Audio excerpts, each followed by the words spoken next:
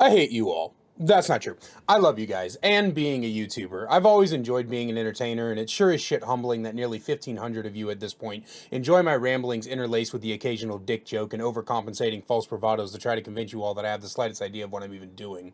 This is my 4th YouTube channel, and it's brought me more success that's ever growing every day, and I couldn't be happier and more grateful. But one thing I hate is people's inability to listen to what's being said for more than 5 seconds. My ADHD-riddled brain wouldn't be able to focus on staying alive in a zombie apocalypse, so I understand that if something or someone is boring you, you might have an inclination to not watch a video all the way through or leave it on as background noise while you stare into the abyss and daydream about giant horse cocks or whatever the fuck it is that makes some of you drooling glue huffers comment on my video arguing against shit I never said or stating a counter argument to something that was already addressed in the same fucking video you are commenting under. But when I'm wrong, and I'm grown enough to admit that. To that regard, let's take a second to harken back to my Hex vs. Boon problem video. In it, I went over each of the Boon perks, and in that small section, I dedicated a couple sentences to one of the worst perks in the game, Boon Dark Theory, with an effect so laughably bad that I actually legitimately bursted out into tearful, unscripted laughter when I read it. Dark Theory, survivors within range gain a 2% haste.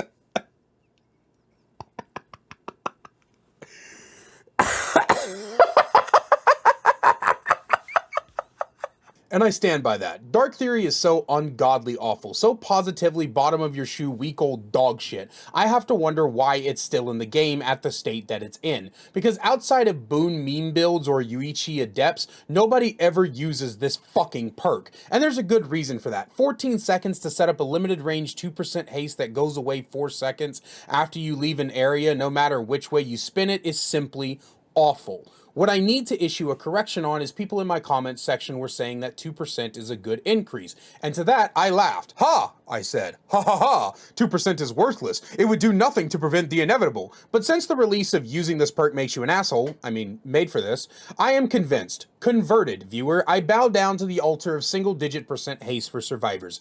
I fucking concede.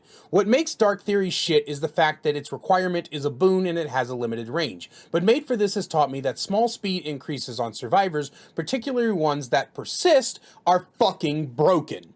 You see, at this time, I wasn't overly familiar with Dead by Daylight's breakpoints.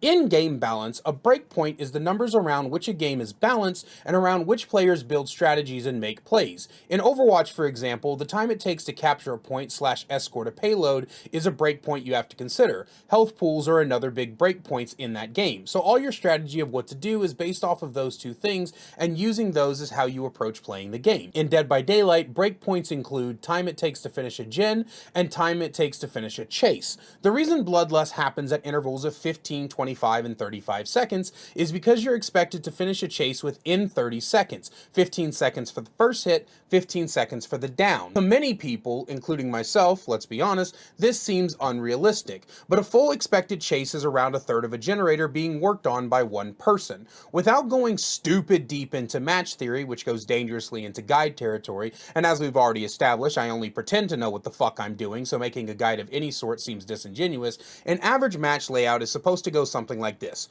2 people on gens, 1 person in chase, and 1 person for ready for the save, / doing side things, opening chests, cleansing totems, dealing with killer abilities like pinhead box, trapper traps, and spanking spirits voluptuous big fat ass, etc, etc. With this flow of survivors in mind and the 30-second chase expectancy, the flow of a match is supposedly fairly balanced, normally leading to a draw of 2-man escape and 2 men killed. And that is why tunneling and camping are such powerful tools, and why the counter to tunneling and camping is just 3-man dogpiling gens, because then the offset of the speed you put into those gens counterbalance the tunneling and camping, and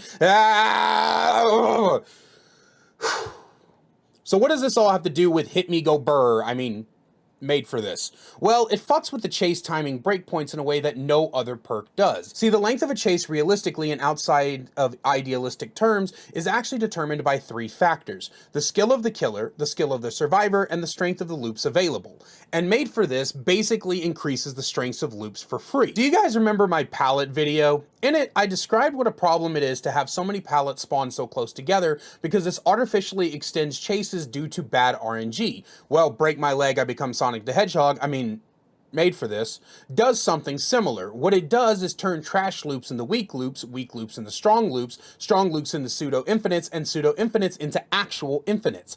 On top of that, it makes pallet chaining infinitely easier. Who cares if you aren't good at looping when you're always constantly out of lunge range, or when you can drop a pallet and by the time the killer breaks it or goes around it, you're halfway across the map. The insane distance this stupid fucking perk creates is asinine. It's especially strong against M1 killers, which unfortunately takes up a good, 65 to 70% of the cast?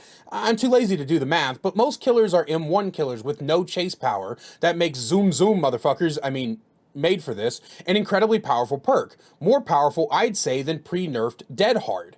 Maximum flash time, made for this, extend chases into the multi-minute mark, and most of the time it takes one slick pallet or one window vault for the survivor to end up so far away, you're forced to turn around and go elsewhere. And this isn't even counting made for this, fuck this perk's second ability, which is free endurance upon hill. And can I just say something? I'm getting fucking sick and tired of endurance perks. I know there aren't that many, but the devs keep trying to make endurance work and be balanced, and it just isn't. It's either too weak or too strong, and the fact that some endurance perks don't cause exhaustion just means that survivors can stack endurance and stack haste and become speedy, undownable pain in the asses. It's honest to God madness at this point.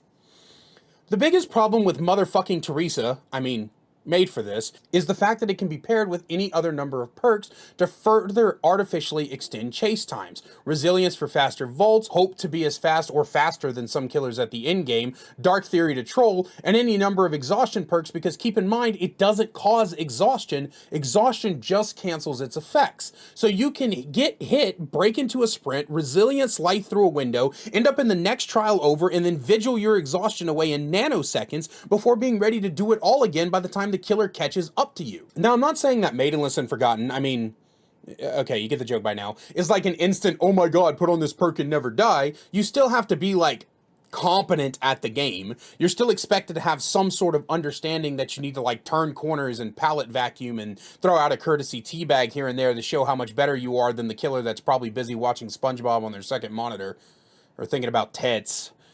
Windows of Opportunity, or the old Dead Hard, made for this is strong in the hands of a weak player and godly in the hands of a strong player. Its power is downright unmatched, and Behavior's answer to this seems to be to release a significantly worse killer perk with 100 downsides for basically no reward, which is overall just silly.